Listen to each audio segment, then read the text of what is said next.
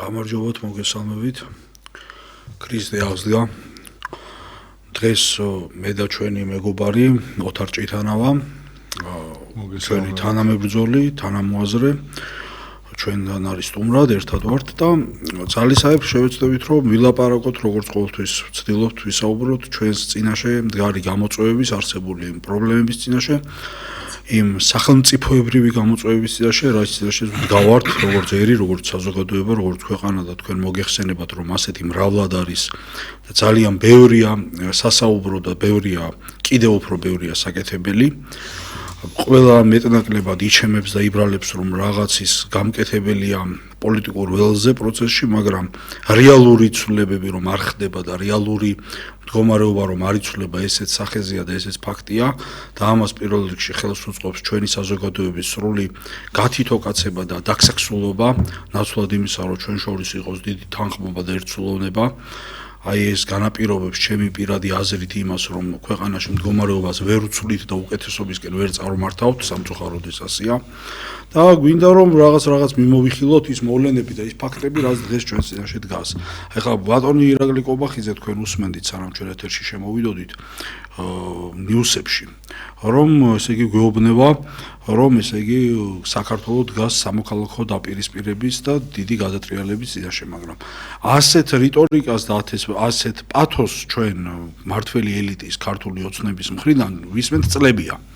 ანუ როგორც ბევრი სხვა მტრის ხატი შეუქმნია და ქონია ქართულ ოცნებას, რითაც აშინებდა ის ხალხს, რომ აი ჩვენ თუ არა რაღაც უბედურება მოხდება სხვადასხვა ფორმითა და სახით, აი დღეს ესეთი არის ქართული ოცნების დამოკიდებულება მოსახლეობისადმი, რომ ესე იგი ისინი აშინებენ, რომ ესე იგი დასავლური სამყარო ცდილობს საქართველოში გადატრიალების მცდელობას. ახლა ჩვენ მოვისმინეთ ევროკავშირის ელჩის განცხადება, რომ ესე იგი მომავალ თვეებში და კვირეებში ქართველი ხალხი საქართველოს რეალობა განსაზღვრავს იმას, რამდენად ეკუთვნის საქართველოს ევროპელ ერთა ოჯახსო.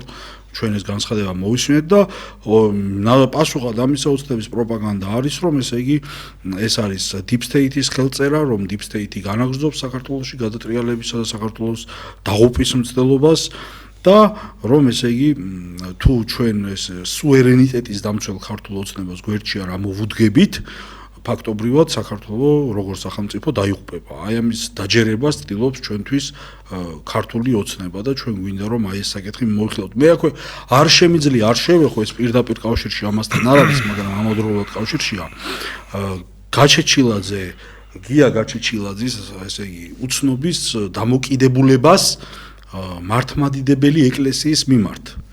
ანუ მე ვგულისხმობ მის ბოლოდროინდელ გამონათქვამებს როდესაც ჯერ იყო და ლაპარაკობდა მეუფე შიოს ესე იგი უალტერნატივო მხარდაჭერასთან დაკავშირებით მე აქვე განსაზღვრავ ჩემ დამოკიდებულებას რომ ესე იგი მე ვემორჩილები რა მართლმადიდებელი ეკლესიის წმინდა სინოდის მღვდელმთავართა მოწოდებასა და ლოცვა-კურთხევას ჩვენ უნდა ვილოცოთ ყველა იმისათვის რომ აღსრულდეს ნება ღვთისა ჩვენ ერის ხალხს არ აქვს ზედმეტი ლაპარაკის უფლება მაგრამ ამის ფონზე რა ვინ მისცა უფლება უცნობს რომ ლაპარაკობს აი მეუფე გიორგი ჯამდელიანის მიმართ ქონდა ახლა მონათქვამები რომ ესე იგი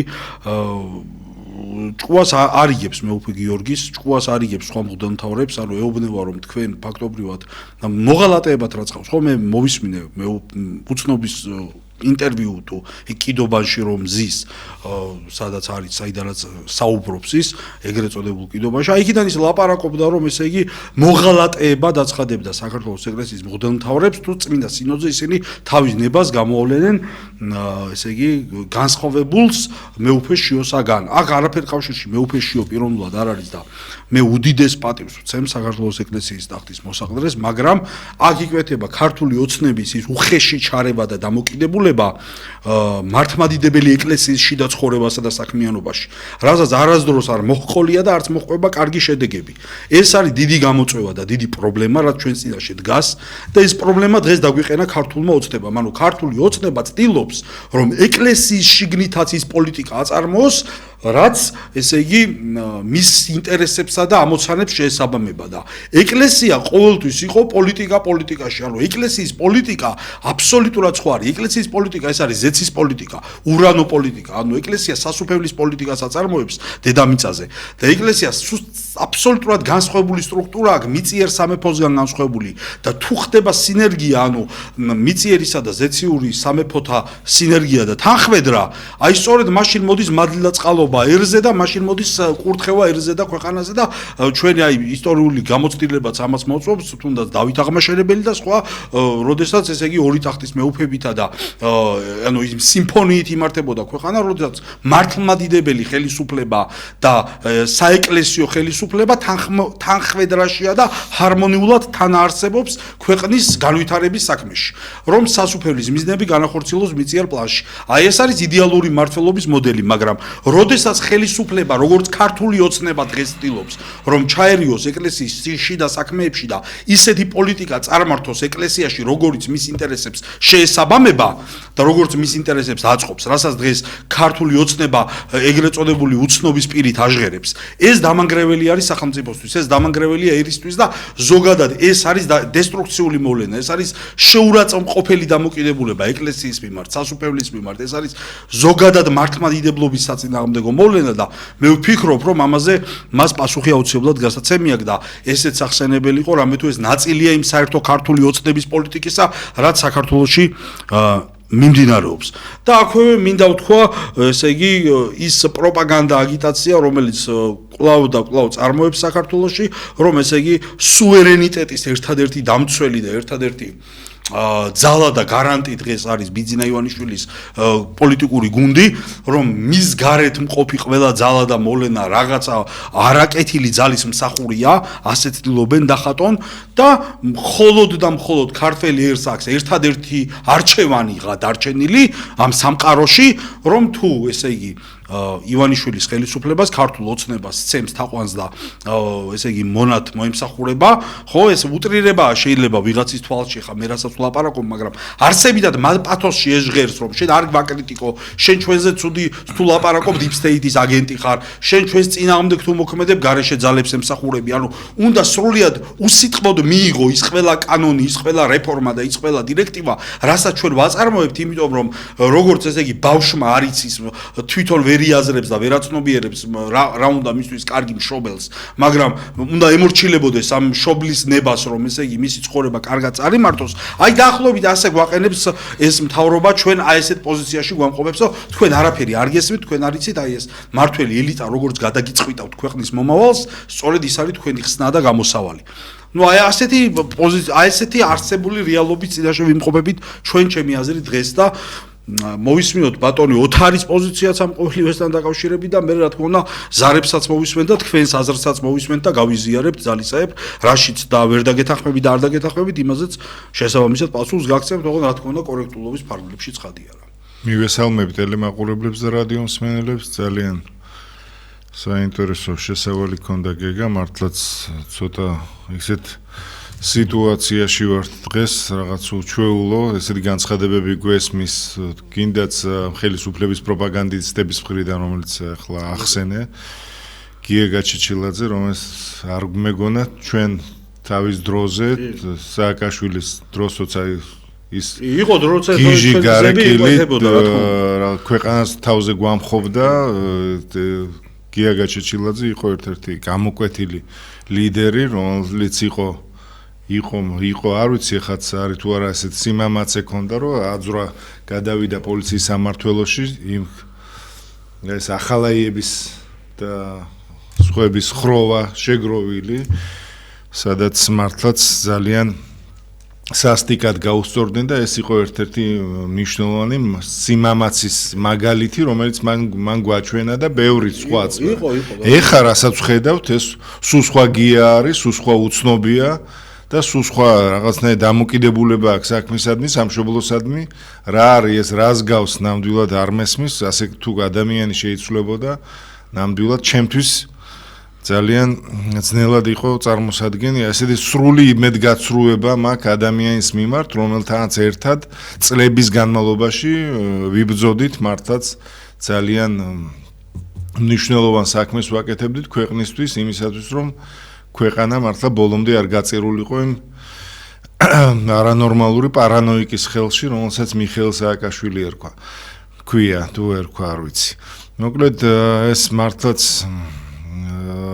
გაუგებარია ჩემთვის, რა საქმეა ჯერთი აი ამ საკითხის გადაწყვეტასთან, რასაც ქვია მართლაც დედა ეკლესიის საქმეში ჩარევა, პატრიარქის არჩევა, თუ რა ეს არ ვიცი, საერთოდ სცილდება ყველანაირ კომპეტენციას იმ ადამიანებისთვის, ვინც არ უნდა ერეოდეს ამ ამბავში და ერთ-ერთი არის გია გაჩეჩილაძე და არც ჩვენ გვეხება ეს უნდა გადაწყვიტოს წმინდა სინოდმა, რომელსაც იქ არის სპეციალური პროცედურა, რომლის მიხედვით უნდა იქნას არჩეული ახალი პატრიარქი და არავის არ აქვს უფლება არანაირი ჩარევის ამ საქმეში და ეს უნდა გაიგოს ყველამ. რაც შეეხება მთავრობის განცხადებებს, მართლაც ესეც გასაკვირია, ისევ წინა პლანზე წამოიწია ამ deep state-მა და გარე ძალებმა, რომ აპირებენ რაღაც უბედურებას, მაიდანი გადატრიალებებს და რაღაცას და თუ ჩვენ არ ვიქნებით ესეთი რაღაც მოხდა, აი ძალიან კაი მაგალითი გვაქვს ხვირწინ, როცა ჩატარდა საპარლამენტო არჩევნები უნგრეთში, სადაც მართველი პარტია, რომელსაც ორბანი ხელმძღვანელობდა, დამარცხდა და დამარცხდა ძალიან დიდი სხვაობით, იქ ორბანიც განაც გვესმოდა, ხო, წინა საარჩევნო დრო, თუ მე არ ვიქენი ხელისუფლებაში, ქვეყანაში მოხდება უბედურება. არ ხდება ეს და არ მოხდა და მადლობა ღმერთს, რომ არ მოხდა ეს უნგრეთში. ჩვენ ბევრად უფრო ცივილიზებული ხალხი ვართ უნგრელებზე და ბევრ ქვეყანაზე, რომელიც დასავლეთში თურმე ესე იგი უნდა ავიღოთ მაგალითად საფრანგეთში ესეთ შემთხვევაში შეიძლება მომხდარიყო რაღაც მანქანების გადაწვა, მაღაზიების ვიტრინების ლეწვა, ჩვენ არა ვარ, ჩვენ ბევრად უფრო ცივი ეტყობა ვერ გაიგო ხელისუფლებამ რა ადამიანებთან აქვს საქმე. ჩვენ რომ ამას არ ვიზამთ და არ ვიკადრებთ, ჩვენ ეს ვანახეთ სააკაშვილის დროსაც, შევარდნაძის დროსაც, ეხლაც ესეთი მაგალითები ჩვენ არ გვახსოვს, რომ ჩვენ რაღაც ძალისმიერი მეთოდები კი იყო რაღაც შეტაკებები, სადაც ორმხრივი ბრალეულობა სხვათა შორის, იქ ჩვენ არც ერთი მხარეს არ ვდგევართ ამ შემთხვევაში, ამ დაპირისპირებაში. მართლაც იყო უამრავი ფაქტი კანონდარღვევის, როგორც დემონსტრანტების მხრიდან, ისე ძალოვანების მხრიდან, მაგრამ ჩვენ დავინახეთ ერთი რამ, რომ ხელისუფლებას აქვს თავისი მფარველობითი დამოკიდებულება ძალოვანების მიმართ, დღემდე არც ერთი ძალოვანი არ დაჟილა სამწუხაროდ და დაისაჯა მხოლოდ ის ადამიანები, რომლებიც წინააღმდეგობას უწევდნენ ამ დემონსტრაციებზე და ჩვენ ვხედავთ ამასთან დაკავშირებით სწორედ ევროკავშირის ქვეყნების ელჩების ბოლოს იყო ჩამოსული ევროკომისარი ოფლაერტი, რომელიც სწორედ აი ამ საკითხებზე ესაუბრებოდა საქართველოს მთავრობას. ეს არის უკანონო პატიმრები, ეს არის მედიის შეზღუდვა, ეს არის ბევრი უფლების დარღვევები, ადამიანის უფლებების დარღვევები, რომელიც მოხდა ანგარიში ევროკომისიაში, ევროპარლამენტზე არაერთხელ განხილულა ეს და ამის გამოსასწორებლად სამწუხაროდ პრაქტიკულად არაფერი არ გაკეთებულა.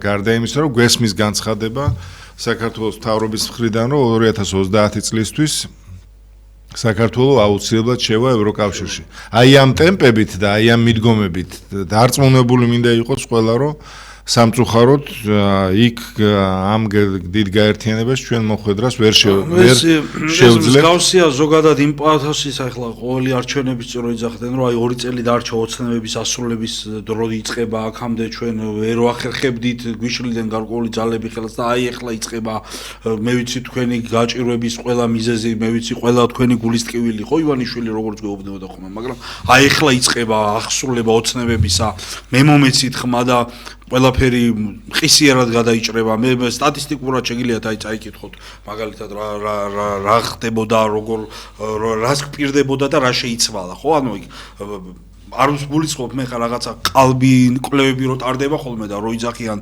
რაღაც უსაშველოდ გაბერილ ფასებს რომ წერენ და თანხებს რომ წერენ და ეს რო უნდათ რომ დაგვაჯერონ რომ თითოეულ სულ მოსახლეს აქვს ეს ფული ასეთ პროპაგანდას არ ვულისხმობ აი რეალობაში რას ამბობდა ივანიშვილი როდესაც გველაპარაკებოდა რომ ესე იგი საქართველოში იქნება უფასო ფული იქნება აღორძინებული სოფლის მეურნეობა დაბრუნდება ტერიტორიები და ასე შემდეგ ეხა ყველა სხვა შორის წინა გადაცემაში გქონდა ტელე პატარა ვიდეო გავუშვით ივანიშვილის დაპირებები 2013 წლიდან მოყოლებული სადაც ეს ამ ყველაფერზე ლაპარაკობდა და ეხლა ვისმენთ მაგალითად წილოსანის განცხადება მოვისმინე გუშინ თუ სწორად მახსოვს გუშინ იყო რომ ის ამბობდა ესე იგი ჩვენ არა გვაქვს ჯადოსნური ჯოხიო რომ ესე იგი დროებითი კომისია რომელიც შეიქმნა ფასების დროებითი კომისია ფასების დასარეგულირებლად მას არ გააჩნია ჯადოსნური ჯოხი რომ სასწაული მოახდინოს იმისათვის რომ ეს ფასები დაარეგულიროსო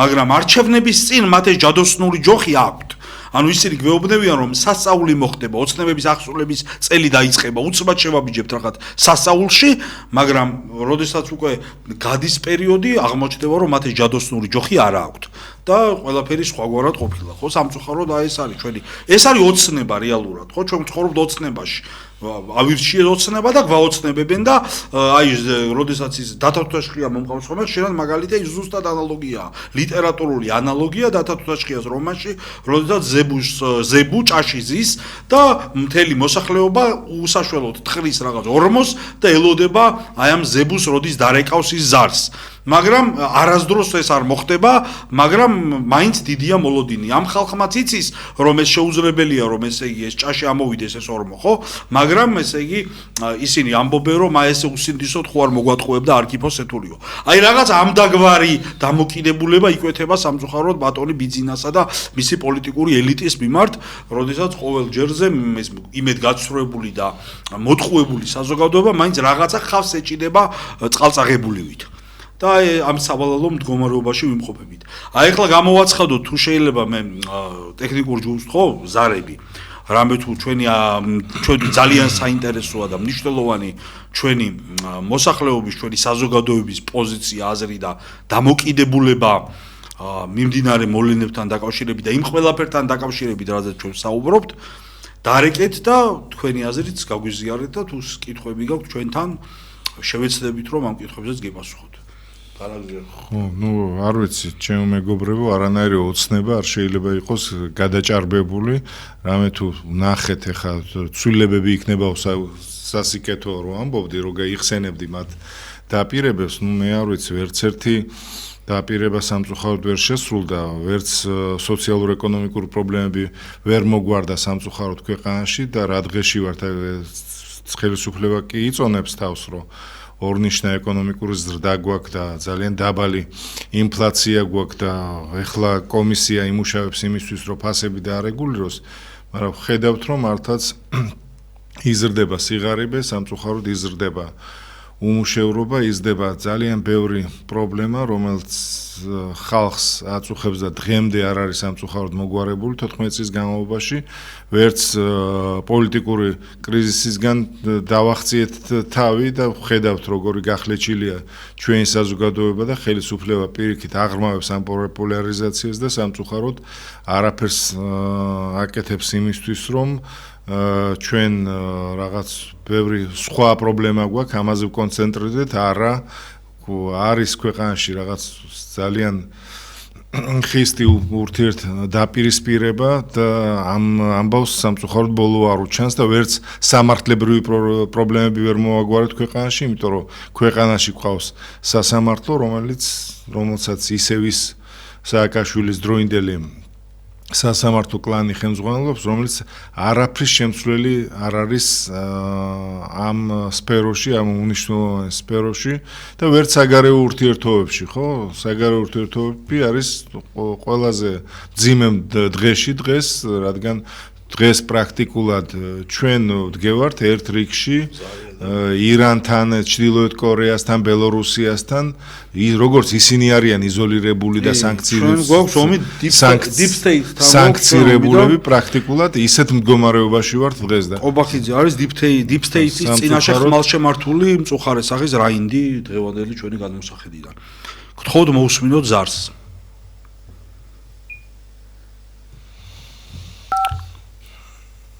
გისმენთ? ალო. მოგესალმებით. გამარჯობა ბატონებო. მშვიდობა გქონდეთ. გამარჯობათ. ეხლა ხშირად გიკავშირდებით ხოლმე. დიახ. რამიდან ითქვა. ეს ვინც არიან რა, ხელისუფლებაში. ხელისუფლებანაც თამაშობენ. ეგენი უბრალოდ ჭორიკანები არიან. მეტი საქმე რო არა, ეს სამი თვე შეიკრიბნენ. მოსახლეობას ატყუებენ უკვე 2012 წლიდან. მე ვთხოვთ რომ გაიმეოროთ ხოლმე დაპირებები 2012 წლიდან რა, 100 დაპირება არც ერთ შესრულებულა. ეხლა კიდე ეგეც მორიგუნდეს. რისთვის ამ სამი თვის განმავლობაში მიიღებენ დამატებით ხელფასებზე დანამატს და პრემიებს. ეგ იყო მაგათი შეკრების მიზანი. მე მაშინ იანვარში დავრეკე და ვთქვი რომ არც ერთი ჩეთრი არ მოიმატებს. მე სამალს უნალობ და 20 ლარს ვიხდიდი ახალი წლის წინ. ახალი წლის მერე გადავიხადე 12 ლარი მოემატა ერთ წლიაში ახალი წლის შემდეგ. დამიგეთ? დიახ. ესენი არიან აფერისტები, ჩაუყალიბებული აფერისტები, ჭორიკანები. თავობა კი არა, ჭორბიულო ბატონებო. დიახ. მე ესე მგონია ჭორბიულო. სავსებით გეთახებით ჩვენს ეგენი ასრულებენ რა. პუტინმა რამდენიმე წლის წინ მოусმინე. საქართველოს და უკრაინა არის ტერიტორია, არ არის სახელმწიფო.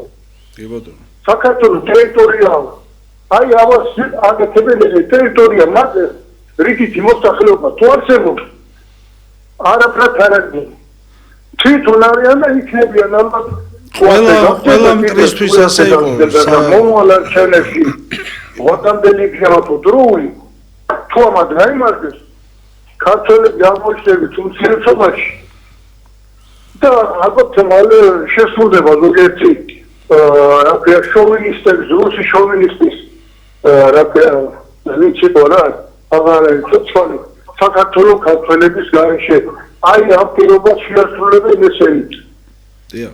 ეგენი დარჩენიან მithom ქართველები, მაგრამ ალბათ გარუსდებიან, გაფრანგდებიან, რა ვიცი, რაღაცა სხვა ეროვნების შვილები გაიგებათ, შვილიშვილები და ასე შემდეგ. მართლობები არიან ბატონებო, მართლობები. რა ვიცი, ზოგიერთები ჯერა, მაგრამ არ ვიცი, რა მოხდება მომავალში ვერ გეტყვით.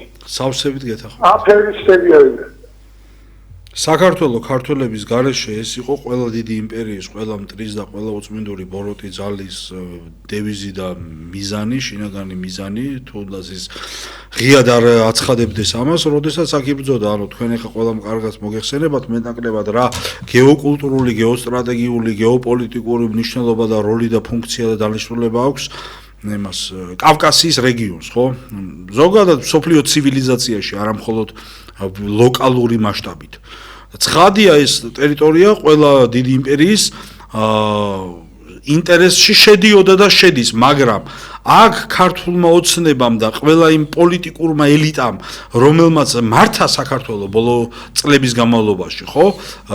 ესე იგი, სახელმწიფო გადატრიალების შემდეგ პუტჩი, ეგრეთ წოდებული პუტჩის მერე მოყოლებული ყველა ეს ეგრეთ წოდებული ესე იგი დემოკრატიული და დემოკრატიული ძალები, რომელიც დემოკრატიული იმითი რა ქვია, არჩევნების გზით მოსული ძალები, რომლებიც შემდეგ მოდიოდნენ საქართველოში, ყველა ერთ მიზანს ემსახურებოდა, რომ მათ ემანიპულირებინათ ქართველ ხალხზე და ქართველი ხალხი გამოეყენებინათ საკუთარი კლანური ინტერესების აღსასრულებლად. ანუ ყველა ეს პოლიტიკური ძალა ამ ერთ მიზანს ახორციელებდა სხვადასხვა ფორმებით. ისინი ქართველ ხალხს იყენებდნენ საკუთარი ვიწრო კლანური პოლიტიკური, ეკონომიკური მიზნების აღსასრულებლად.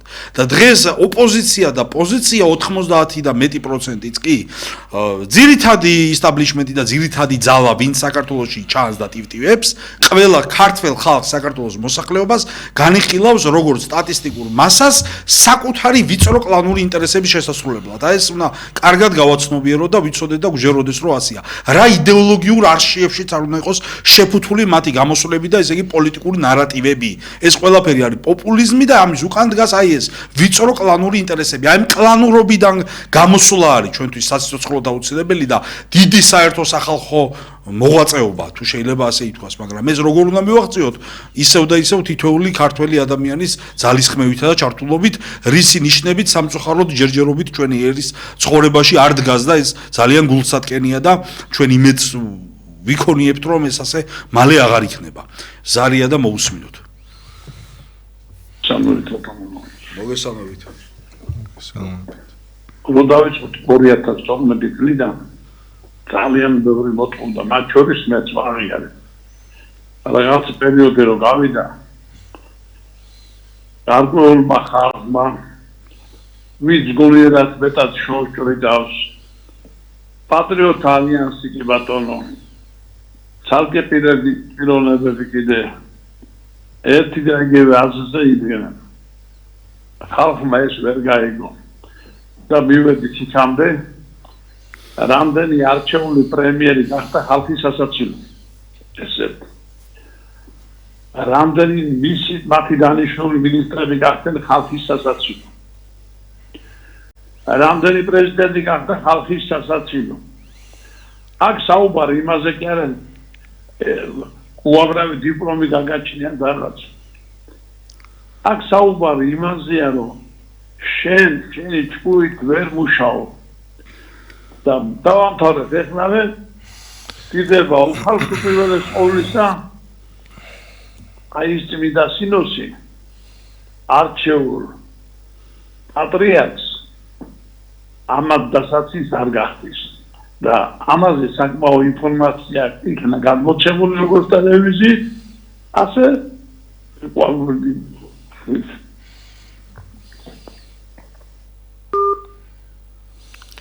წმინდა სინოდის კრებაზე და ზოგადად ეკლესიაში მოქმედია სული წმინდა. ვერავინ ეკლესიას ვერ ძლევს და ვერ დაამარცხებს, მაგრამ ყოფილა ისტორიულად მომენტები ქვეყნის ცხოვრებაში, როდესაც გარკვეული სახის პოლიტიკური ზეწოლები ხორციელდებოდა. და დღესაც არის აი ამისი მცდელობა, რომ ქართული ოცნების პროპაგანდა წარიმართოს და ჩაერიოს ეკლესიის საქმიანობაში და ეს არის გია გაჩეჩილაძის ეგრეთ წოდებული უცნობის, ესე იგი, ლაპარაკის გამოვლინება, ერთ-ერთი გამოვლინება რა. და ეს არის ძალიან ცუდი და მართლმადიდებელი მრევლი და მართლმადიდებელი მორწმუნე ქრისტიანები, მე ვფიქრობ, ამის წინააღმდეგ ხმას უნდა იმაღლებდნენ. არ უნდა ეშინოდეთ მათ ხმის ამოღება და ღიად დაუფარავად ჩვენ მართლმადიდებლები, აღსარებელი, მაზიარებელი ქრისტიანები, დედა ეკლესიის ცოდვილი შვილები, ხმამაღლა უნდა ვამბობდეთ, რომ არავის არ აქვს უფლება, რომ შეეცადოს შიდა საეკლესიო საქმეებში ცხვირის ჩაყოფას და შეეცადოს, რომ წმინდა სინოდზე და საეკლესიო იერარქიაზე მოახდინოს თავისი უღირსი გავლენა. ეს არის დაუშვებელი და ჩვენ მრევლი ვართ ვალდებული. ჩვენგან ქვემოდან უნდა მოდიოდეს აი ეს. ხალხში დიდი ძალაა. ჩვენი გათითო კაცება, მე წეღანას ვილაპარაკე და ყოველთვის ვიტყვი ამას, იმიტომ რომ ძალიან ღრმად მწამსრო მესასია. ყველაფრის პრობლემის სათავე არის ჩვენი გათითო კაცება, ჩვენი არაერთსულოვნება, ჩვენი დაფანტულობა. ჩვენ თუ ერთობლივად შევიკრებით და განვახორციელებთ ჩვენს ნებას, დავამოწმებთ, ვიტყვით ჩვენ ნებას, თუ მივმართავთ ერთობლივად ყველა შინაურ თუ გარეულ მტერს, რომ ჩვენთვის ეს მიუღებელია კატეგორიულად და ძალსახად, მაშინ ბევრი ისეთ რამეს ვეღარ გაგვიბედავს, რასაც დღეს გვაკადრებენ და კვადრებენ და როდესაც წმინდა სინოდს უბედავს ვიღაცა რაღაცას, უნდა იცოდეს თითოეულმა მართლმადიდებელმა ქრისტიანმა, რომ მას პიროვნულადაც უბედავს. იმიტომ რომ ჩვენ ნაწილნი ვართ ეკლესიისა, როგორც პავლე მოციქული ამბობს, რომ ჩვენ ვართ ასონი სხეულში, ქრისტეს მისტიურ სხეულში. ყველამ თავ-თავის ადგილზე დაგვადგინა ქრისტემ. უფალმა ყველას ჩვენი ადგილი განგვიწესა, მაგრამ ჩვენ ყველანი ვქმნით ქრისტეს მისტიურ სხეულს, დედა ეკლესიას რეპრესიას და ჩვენ თითოეული ვართ ვალდებული რომ დავამოწმოთ ჭეშმარიტება და ვთქვათ ის რაც არის და სიცუდე და ვთქვათ ბოროტებად განვსაზღვროთ და სამხილებელი კიდე ვამხილოთ ძალისაებ როგორც ჩვენს შეგვიძლია ჩვენი ცოდნითა და გამოცდილებითა და კომპეტენციით აუცილებლად უნდა ვამხილოთ და აუცილებლად ვთქვათ და არ შევა პასიური პოზიციიდან მხოლოდ დამკვირვებლის პოზიციიდან უყურებდე შენი დედა ეკლესიისა და ერის ცხოვრებას ქართველი ადამიანი მართლმადიდებელი ქრისტიანი აი ამაში მდგომარეობს მე ვფიქრობ ჩვენი პრობლემის ერთ-ერთი მთავარი სათავე აი ეს არის ჩემი პირადი აზრი და დამოკიდებულება და ალბათ ოთარიც დამეთანხმება ამაში. გეთანხმები და წინ მართლა მაინც ძალიან ბევრი იმდენი პრობლემები ჩამოვთვალეთ ახლა ჩვენ გადაცემის სრულობისას წინ ძალიან ბევრი გვაქვს საბრძოლი იმისათვის რომ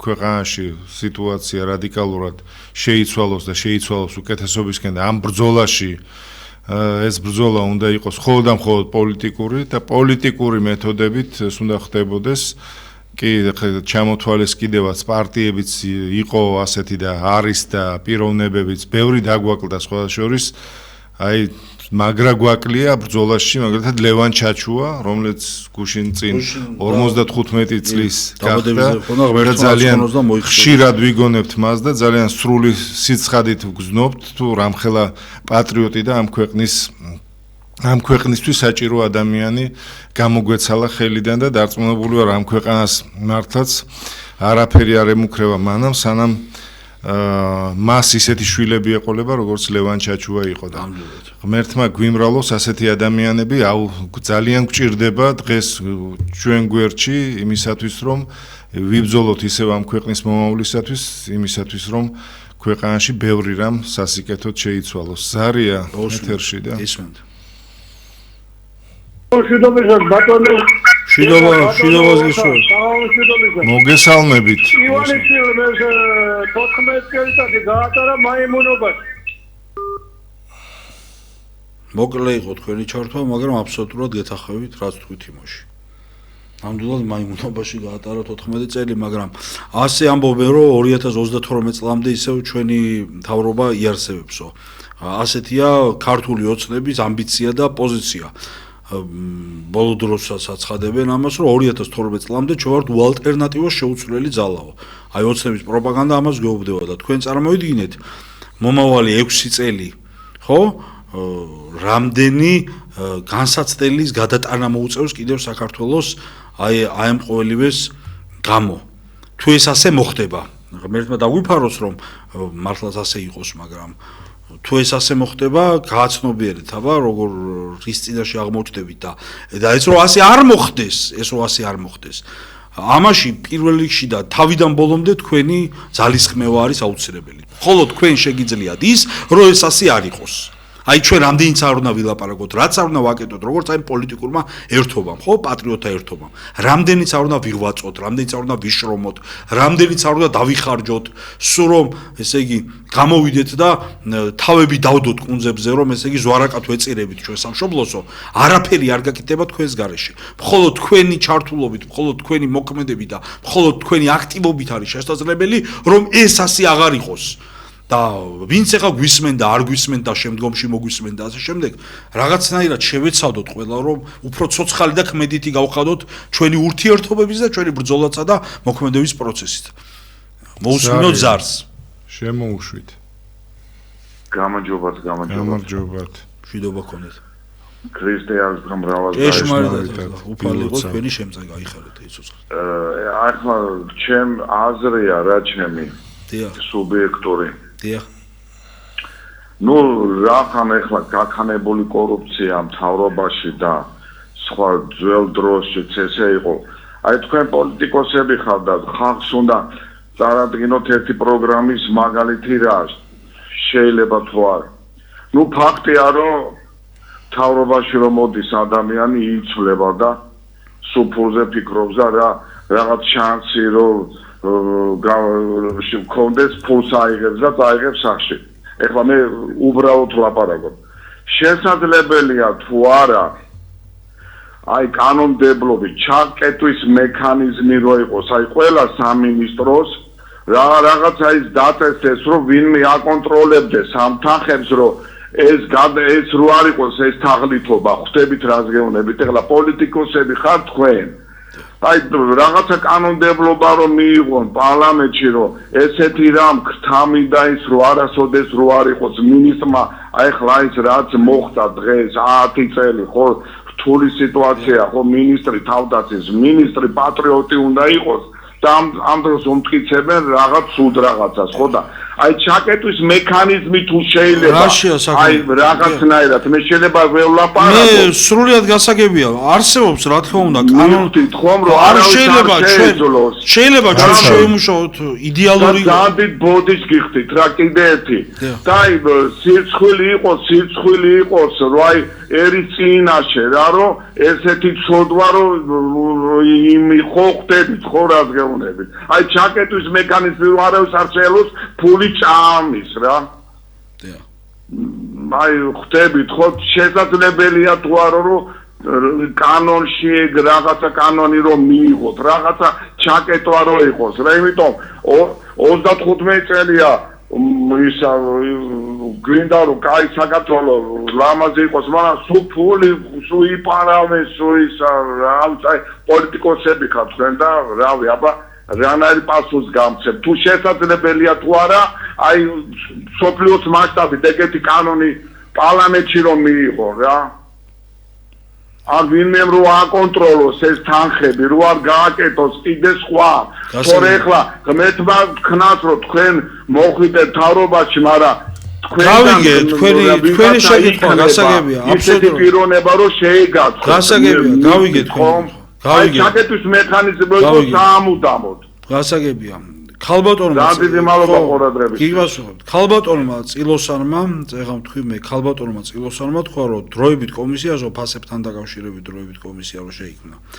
არანაირი ჯადოსნური ჯოხის მოქმედების შესაძლებლობა არ გააჩნია ანუ ჩვენ არა გვაქვს ჯადოსნური ჯოხიო რომ ამ ჯადოსნური ჯოხის საშუალებით ჩავკეტოთ ეს ანუ დავარეგულიროთ ქვეყანაში არსებული ფასებიო რა და იგივე შეგვიძლია ვთქვათ ნებისმიერ კანონთან დაკავშირებით და თქვენს ჩაკეტვის მექანიზმთან დაკავშირებითაც ხო და ყველაფერთან დაკავშირებით რაც სახელმწიფოებრივად ხდება ანუ ჩვენ სასწაულებს და ჯადოქრობებს ვერ მოვახდენთ ხო დავხვდებით ამაზე რომ სასწაულების მოხდენა არ შეგვიძლია ჩვენ შეგვიძლია მივიღოთ კანონები მაგრამ ეს კანონებიც არ არის საკმარისი მთავარი რა არის ყოველგვარი თავის ქების გარეშე შევიძახი ამას მე და ყოველგვარი ანუ პირადი პოპულისტური პირადი იმიდან გამომდი გარეშე ანუ ჩვენ თავს კი არ ვარეკლამებ ანუ ამის თქმა მინდა უბრალოდ გულწრფელად ვიძახი სანამ წესიერი პატრიოტი ღირსეული ხალხი არ ჩაიბარებს სახელმწიფოს მართვის სადავეებს და სანამ ისეთი ხალხი არ დაეპატრონება ხელისუფლებას კარგი გაგებით ანუ არ მართავს სახელმწიფოს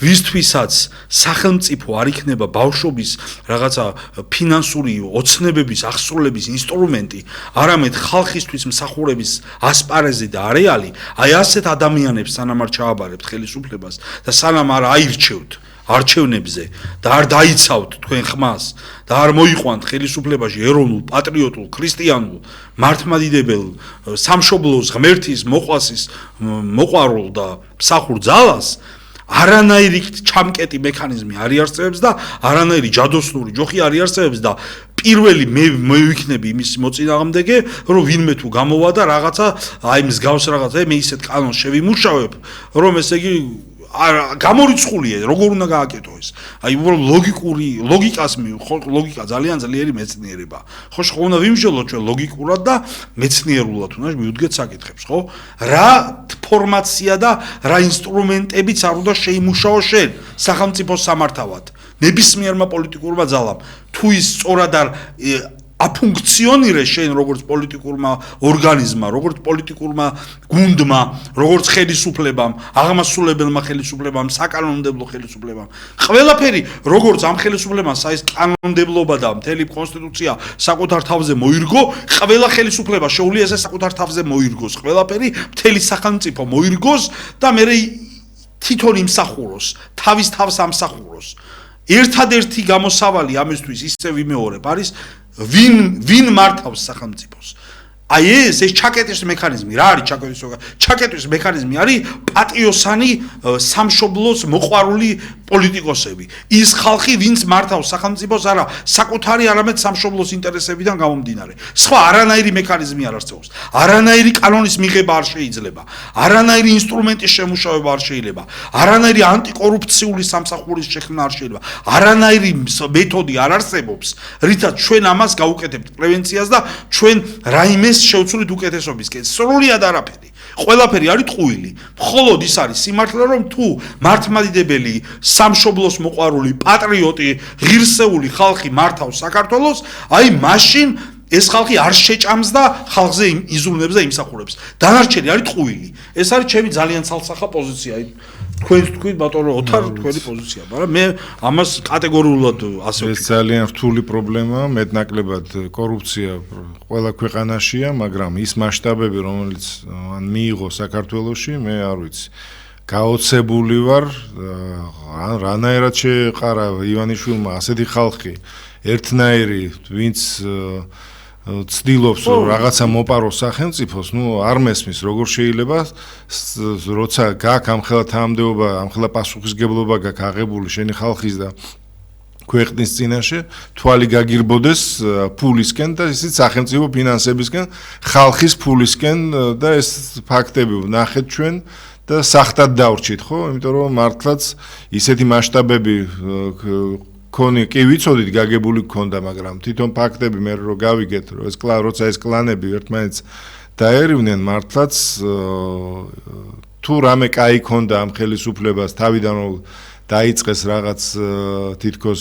ბრძოლა და რეფორმები და თითქოს სააკაშვილის წინააღმდეგაც რაღაც მისი გუნდის და იმ თვითონ იმ პერიოდის რომელიც იყო ქვეყანაში და თითქოს რაღაც ცვლილებები იყო იმ ხელისუფლებასთან შედარებით რომელიც ყავდა მაგრამ ბოლოს ყველაფერი წყალში ჩაყარეს ისეთი ფაქტები გამოამზეურეს თვითონ რომ ეს 14 წლის მართლობა რაც თუ რამე კაი ქონდა ცუდი ყველაფერი მოკლედ გადაფარა იმ კორუფციულმა ფაქტებმა რომელიც ჩვენ ყველამ დავინახეთ. არ ვიცი, ვიმეორებ, ძალიან გაკვირვებული ვარ ისეთი ადამიანებისგან, რომელსაც მართლაც პატივს ვცემდი, მაგალითად იგივე ღარიბაშვილს, რომელიც პრინციპული, შეუვალი გვეგონა ბევრს, რომ მართლაც სამწუხარო ამბავია, მე არ ვიცი, ნათესაობაში ყველა